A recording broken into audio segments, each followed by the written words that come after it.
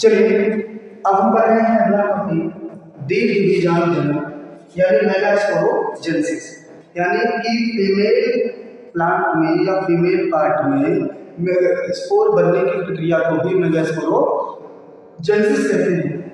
अब इस मेगास्पोरोजेनेसिस की प्रक्रिया जो होती है वो आपके ओव्यूल में होगी।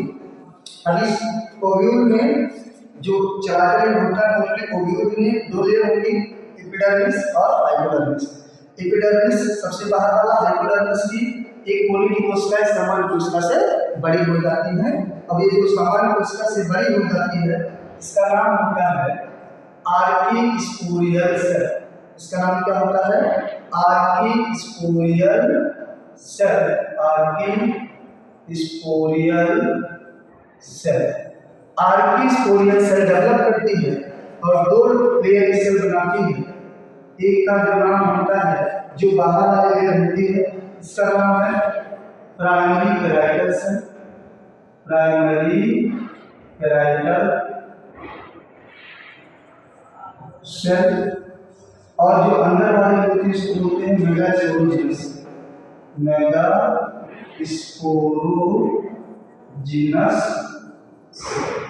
मेगास्पोरोजीनस सेल। और अंदर जो सेल्स होती हैं ये सब नॉर्मल सेल होती है, जैसे हमने की थी मेगास्पोरोजीनस सेल। अब इसमें क्या होता है कि जो प्राइमरी पैराइटल सेल है एक से दो बार डिवाइड करती है और उसके बाद उसका डेवलपमेंट खत्म हो जाता है।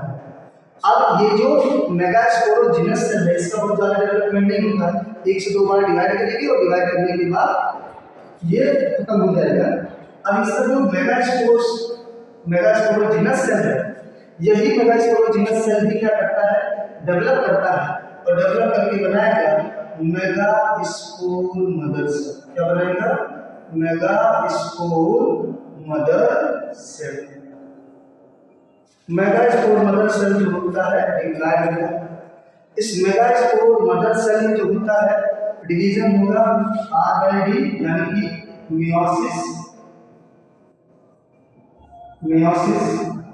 डिवीजन होता है, जिससे बनते हैं मेगास्पोर टेट्रा। क्या बनेंगे? मेगास्पोर टेट्रॉड। ये बनते थे चार मेगास्पोर है, जैसा टेट्राड का डायग्राम बना है तो इस तरह से बनेंगे। इसमें बनते जो कितने हैं? चार मेगास्पोर बनते हैं। जैसे ये बात का आउटर लेयर हो गया, इनर लेयर हो गया। अब यहाँ पे प्राइमरी पैराइटल सेल तो विकास हो चुका, उसका डेवलपमेंट खत्म हो चुका है। जो हमारे अंदर जो स्पोरोजीनस सेल्स थी, मेगास्पोरोजीनस सेल को डेवलप करके मेगास्पोर मदर सेल बनाई। मेगास्पोर मदर सेल में रिडक्शन डिवीजन हुआ और रिडक्शन डिवीजन होकर इसमें बन गया megaspore tetrad. Megaspore tetrad.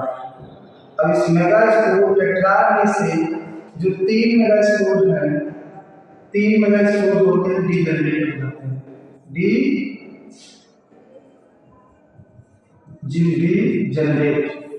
Degenerate हो जाता है। क्यों? Due to deficiency of calcium. Due to deficiency of calcium. Deficiency of calcium, क्योंकि इसमें कैल्शियम की कमी होती है, इसी के कारण ये जो तीन मेगास्पोर होते हैं वो डिजनरेट कर जाते हैं। केवल एक फंक्शनल मेगास्पोर बचता है। तो जो एक फंक्शनल मेगास्पोर बचता है वही हमारा कहलाता है मेगास्पोर। जैसे कि गर्म स्पोर देखिए, तो इस प्रकार से इसमें जो बनेगा एक जो बचता है वही हमारा फंक्शनल मेगास्पोर बचता है। बाकी जो होते हैं हमारे वो स्पोरोजीनस,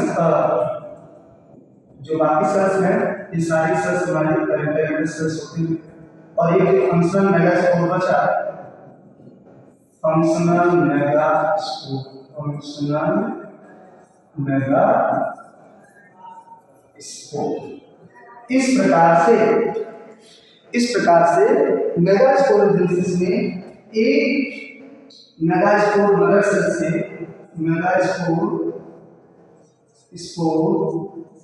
मदर सेल से से केवल एक फंक्शनल मेगास्पोर बनता है, केवल एक फंक्शनल मेगास्पोर बनता है। बाकी जो होते हैं 3 मेगास्पोर क्या हो जाते हैं, डिजेनरेट हो जाते हैं। तो इस प्रकार से आपका कभी कभी क्या होता है कि क्वेश्चन आता है कि मेगास्पोरोजेनेसिस का वर्णन कीजिए। तो अब इस मेगास्पोरोजेनेसिस का मतलब ये है कि मेगास्पोर का बनना। अब इस मेगास्पोरोजेनेसिस में एक मेगास्पोर मगर से केवल एक फंक्शनल मेगास्पोर बनता है।